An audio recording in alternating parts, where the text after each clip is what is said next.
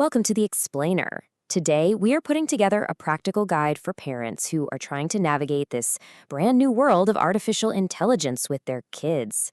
And let me be clear, this is not about scaring anyone. It's all about empowerment. So let's start with this question. It's more important now than ever before.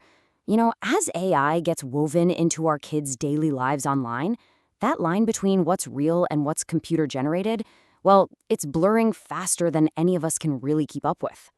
Okay, let's dive right in. We've broken this guide down into 6 pretty clear sections. We're going to start with the big picture, then jump into 3 concrete steps you can take, cover the support systems that are out there, and then finally, we'll get to the single most powerful tool you have in your corner as a parent. So, first things first, we just have to acknowledge the world our kids are growing up in. And this isn't just a local thing, it's a global conversation. It's actually the main focus of this year's Safer Internet Day. This theme, which has been adopted all over the world, really says it all.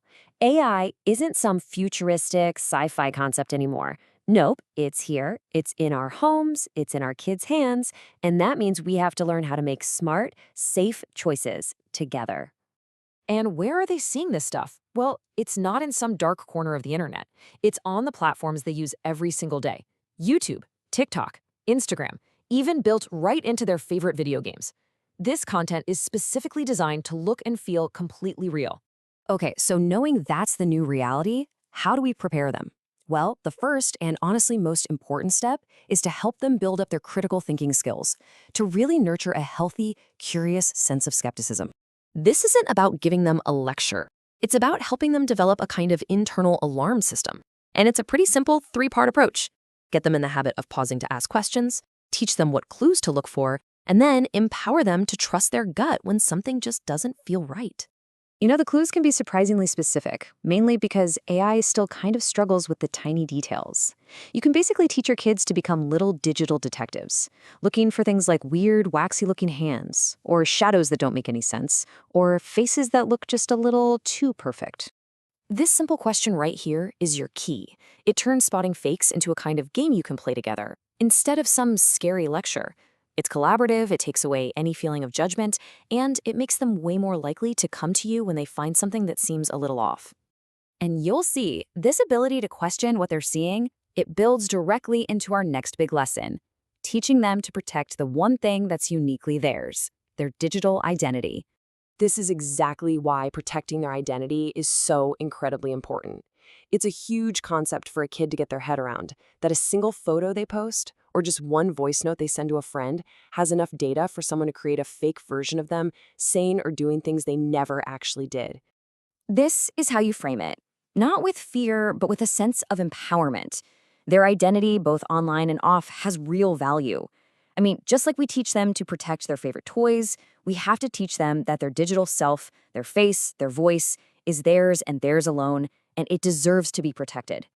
All right, on to step 3. This is all about creating an environment where they can succeed. And that means setting some practical boundaries, and using technology that's actually designed to help you out.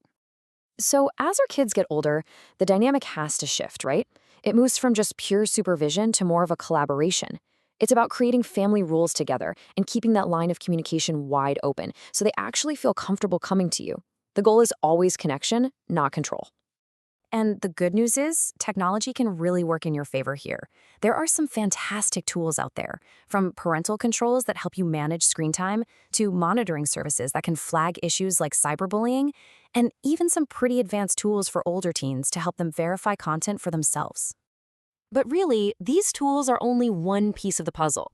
Their real job is to support the most important thing of all, creating a safe space where your child feels they can share anything about their online life with you, the good, the bad, all of it, without being afraid of getting in trouble. Navigating all of this can definitely feel a little isolating, but it is so important to remember that a huge support system already exists for parents just like you, and it's getting bigger every single day. And this just shows you the global scale of the effort. For example, in Turkey, the BTK has dedicated websites just for safe web use and gaming. At the same time, the entire European Union is rolling out a single app to help kids report cyberbullying and get the support they need. See, governments and organizations are really stepping up. In Turkey, the Ministry of Family and Social Services is putting out guidebooks just like this one to help families understand and protect themselves from online threats. The point is, you don't have to invent all this from scratch. So after all these steps and tools and resources, it really all boils down to one thing. What is the single most powerful tool you have? Just let that sink in for a second. You do not need to be an expert in AI. You don't have to know every new app or understand every single online trend. That is not your job. Your role is not to be a tech guru. This is it, right here. Your curiosity, your willingness to learn right alongside them, and the consistent, open conversations you have, that is more powerful than any filter or parental control software you could ever install.